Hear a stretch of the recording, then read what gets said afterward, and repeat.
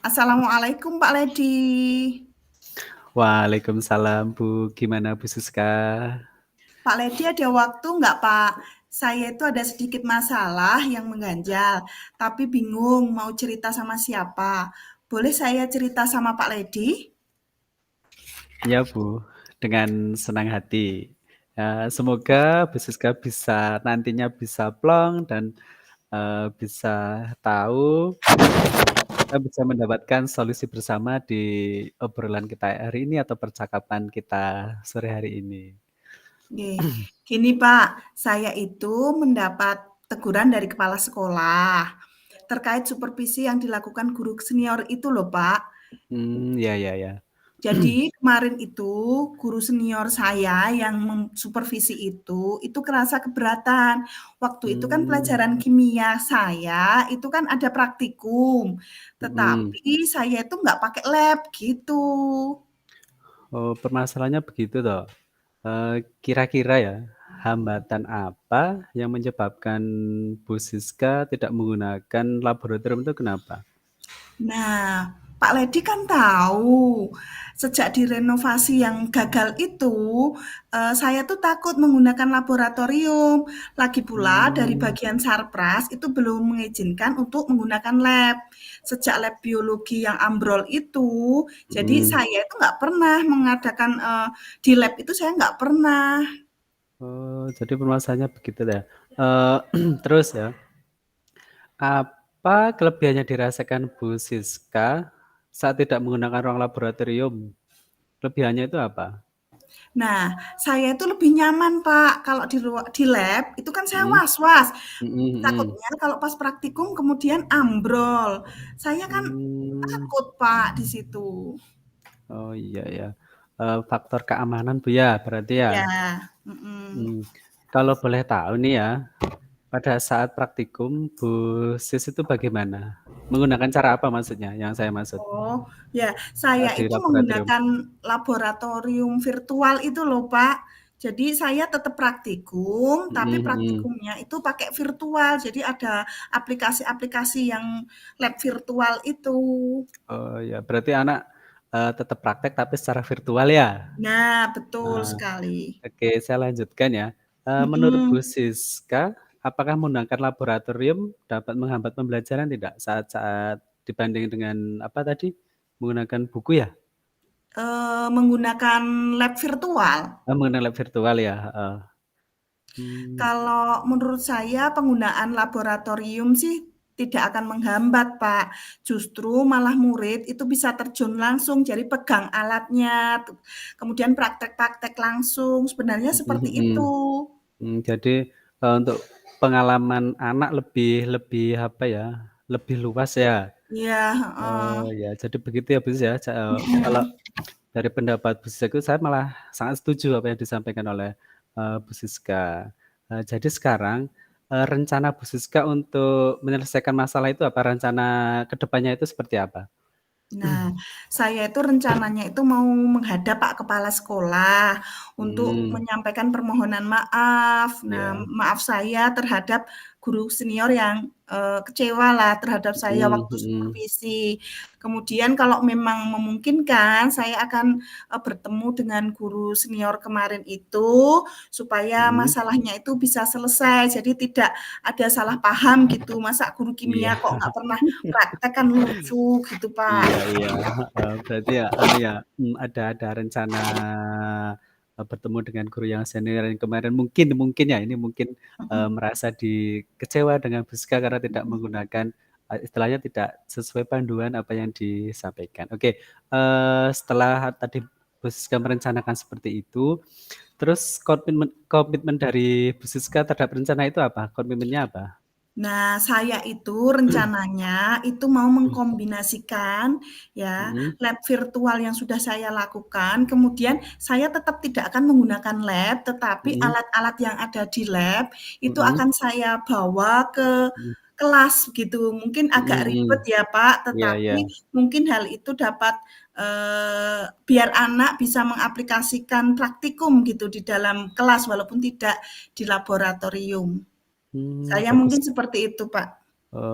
Bagus sekali ya, Bu, itu apa, rencananya itu, luar biasa ya, sangat bagus, sangat mendukung ya. Mudah-mudahan apa yang direncanakan oleh, Bu Siska itu bisa berjalan dengan baik, bisa memfasilitasi anak dengan baik juga sehingga dalam proses pembelajaran anak bisa apa, eee, lebih apa namanya, apa yang disampaikan Bu Siska lebih bisa tersampaikan ke anak dengan apa yang dipraktekkan oleh, Bu Siska seperti itu, Bu. Nggih. Nggih, terima kasih ya Pak Ledi atas waktunya untuk sharing-sharing. Mudah-mudahan ini akan menjadikan kualitas saya menjadi bagus dan semua guru dapat dirindukan oleh muridnya. Terima kasih Pak Ledi. Sama-sama Bu Siska, semoga nanti kita bisa bertemu lagi dengan suasana yang lebih, fresh, lebih baik lagi dengan tidak ada beban di Bu Siska nanti saat proses pembelajaran. Terima kasih Bu Nggih. Siska, Ya, terima sama-sama. kasih Pak. Assalamualaikum. Waalaikumsalam.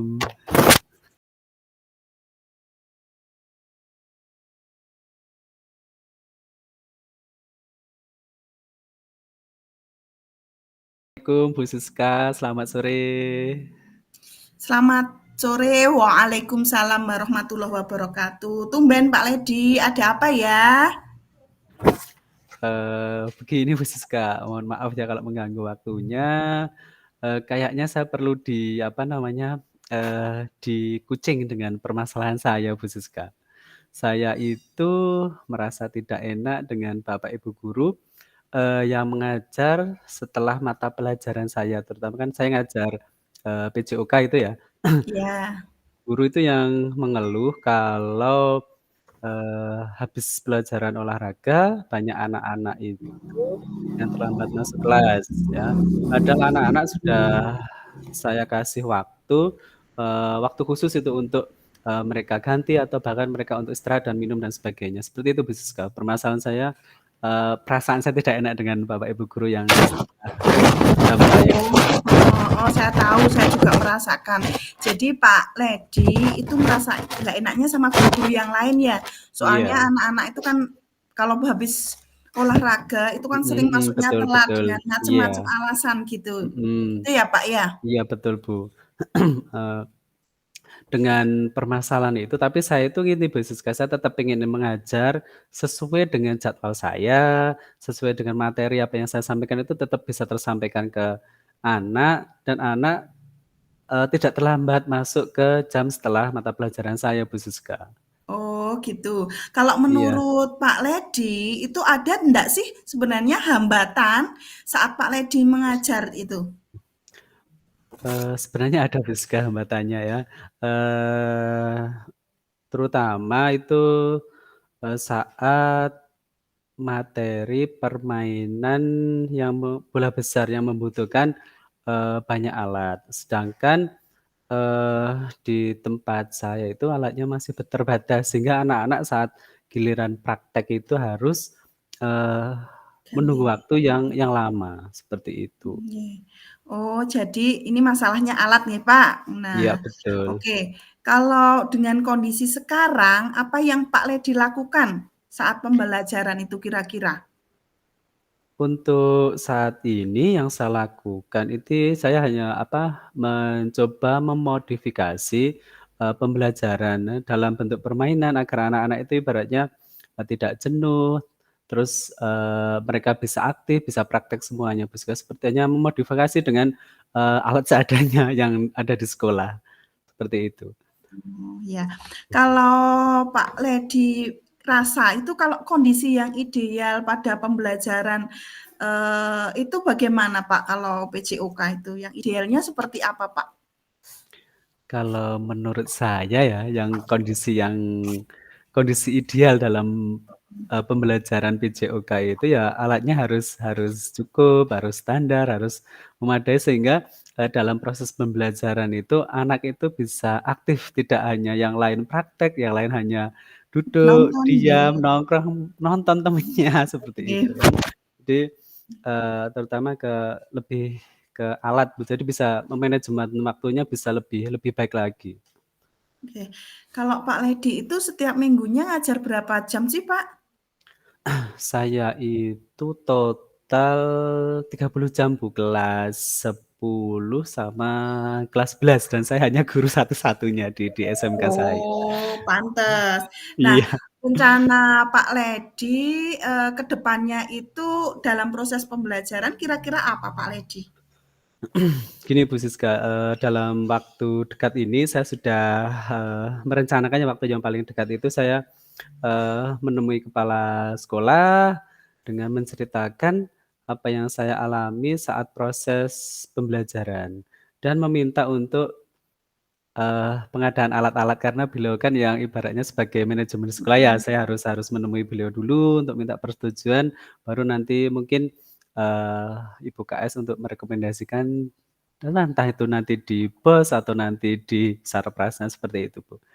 Oh ya, kira-kira ada nggak Pak, yang bisa membantu Pak Ledi untuk bisa mewujudkan rencananya Pak Ledi yang disebutkan tadi?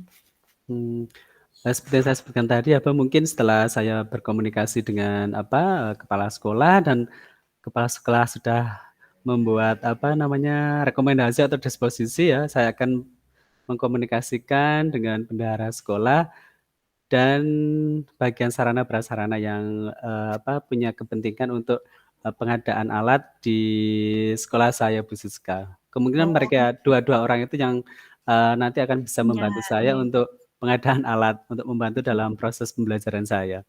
Nah, kira-kira rencana Pak Ledi itu mau dilaksanakan kapan ya Pak, kalau mau ketemu kepala sekolah, kemudian dengan bagian Sarpras, seperti itu?